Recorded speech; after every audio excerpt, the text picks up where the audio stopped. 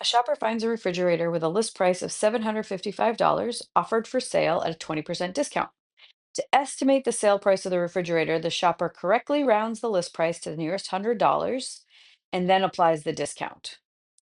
What is the difference between the shopper's estimate and the actual sale price? Okay, so the shopper is going to estimate by rounding 755 to the nearest 100, which would be $800. And then they're going to take 20% off. So I'm going to do minus 20% of $800. I'm going to write that the way that we've been doing it in class, minus 20% of $800. Okay, so this is going to be 800 minus, well, 10% of 800 is 80, so 20% is twice that, 160.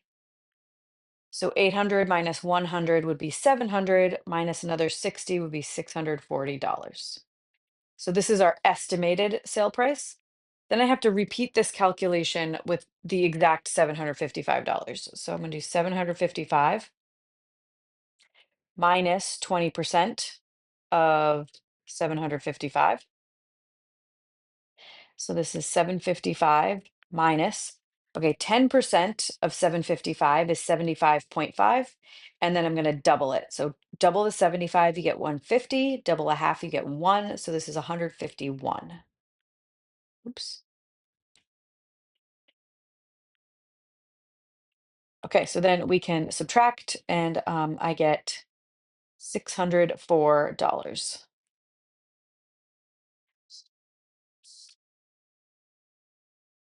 Okay, so now what is the difference between the estimated sale price and the actual sale price? We have to subtract 640 minus 604,